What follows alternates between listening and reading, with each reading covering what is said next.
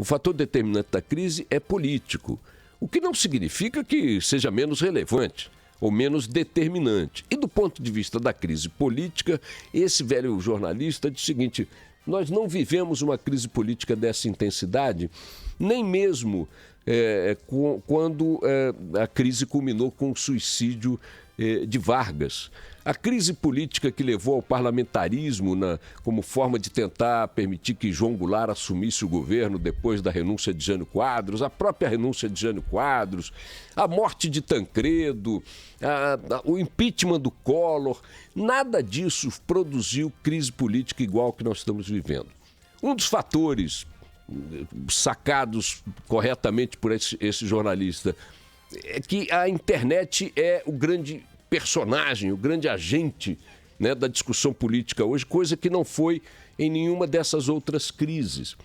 A população, as pessoas individualmente estão se manifestando com uma regularidade, uma intensidade e, como todos sabemos, com uma certa histeria, até em alguns bons bolsões da internet, como antes não faziam porque não tinham esse instrumento eletrônico. Então, ainda que não estejam em massa na rua, há um forte movimento de mobilização, de discussão nas redes sociais, que faz com que tudo que diga respeito a esta crise seja potencializado como jamais foi em outras crises que vivemos.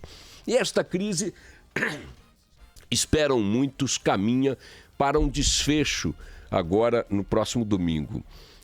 Eu estava vendo aqui com nossa equipe na redação, o Rodrigo Orengo, como é que estão os placares, né, na Câmara dos Deputados dos votos pró, contra o impeachment e os indecisos.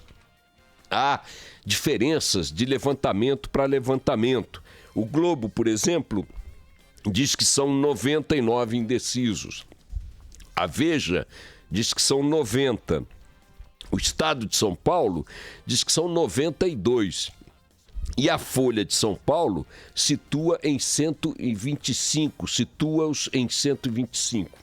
Ontem um levantamento informal na Isto É, onde eu estive ontem para conversar com meus companheiros da revista, a Isto É tem algo também na faixa de 100 indecisos.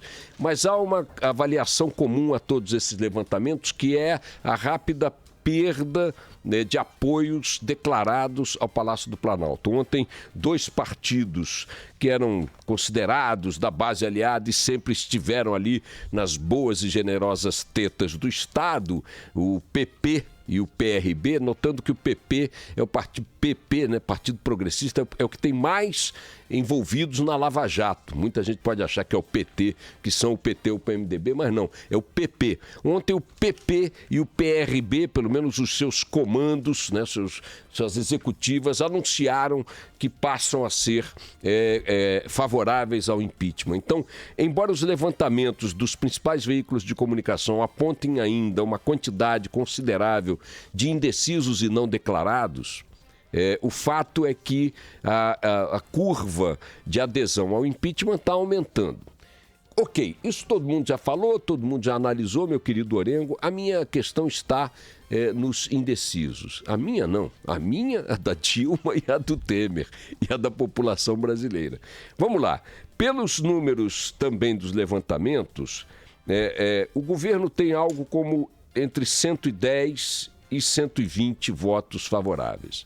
Precisa de 172. Então, fazendo aí pela média desses levantamentos, o governo precisa de mais 52 votos, tá? 54 votos, se tiver 120 por aí, 54 votos mais, não é isso? Para chegar aos... Não, perdão, 52 votos mais, não é isso, Orengo? Para chegar aos números, aos 172 Exato. Necessários. Então, supondo que ele tenha 120 de apoio e precise de 172, são 52 votos mais é o que ele precisa.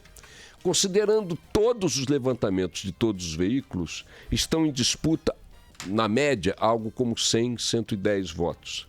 Portanto, o governo precisaria de cada um desses indecisos, de cada dois, um. não é isso? Ele teria que ter metade dos indecisos votando nele. Ora, se a gente analisar friamente as adesões públicas a um lado e a outro da disputa, teríamos que imaginar que um fenômeno muito forte, muito diferente disso que estamos acompanhando publicamente, se daria nos bastidores para que o governo conseguisse trazer para si, por estes levantamentos da imprensa, em apenas 5 dias mais, metade dos indecisos. É um número otimista demais para quem está apostando na possibilidade do governo alcançar o número mínimo de 172, Orengo. Me parece que essa leitura é uma leitura que, sem paixão de um lado, sem paixão de outro e tal, inclusive mordendo a minha língua. Eu me lembro que no Canal Livre o meu prognóstico está gravado, está divulgado, enquanto o Antônio Lavareda dizia que a Dilma não chegaria a julho, não comeria o milho de julho, como se diz no Nordeste. Eu disse, não, para mim, ela, com a caneta que ela tem na mão e o Congresso nós temos, muito provavelmente, eu acho que ela vai terminar o seu mandato. Ela vai derrotar o impeachment e vai seguir a vida dela, aos trancos e barrancos e tal. Morderei a minha língua nessa hipótese que eu estou construindo aqui. Veja, se temos aí algo como 100, 110 indecisos, segundo a média dos levantamentos de todas as publicações, sendo que a maioria delas está abaixo de 100. Mas vamos colocar, considerando que a Folha diz que são 125 indecisos, vamos colocar uma média de 110 indecisos. Consolidando 110 indecisos, o governo teria 5 dias para convencer um pouco menos da metade de todos eles.